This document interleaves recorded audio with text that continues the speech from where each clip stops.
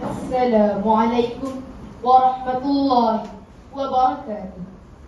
Waalaikumsalam warahmatullahi wabarakatuh. Dia soalan pertama, sila baca dari awal surah Al-Fatihah ayat 1 hingga 7.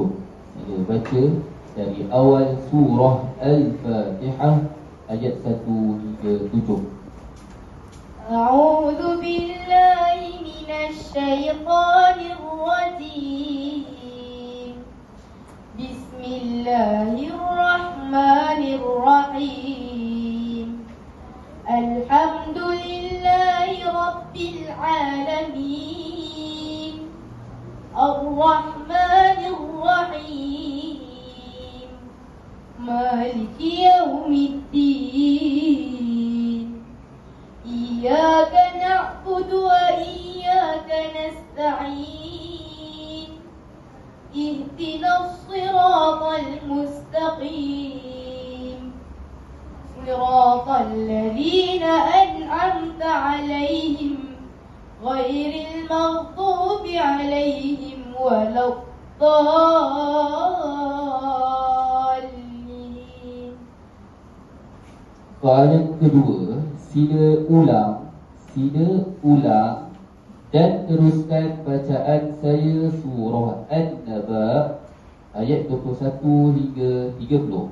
Sila ulang dan teruskan bacaan saya surah An-Naba ayat 21 hingga 30. A'udzu billahi minasy syaithanir rajim.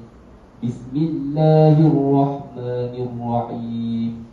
Inna jahannama kanat mirsada lit-taghina ma'aba. A'udzu billahi minasy syaithanir rajim.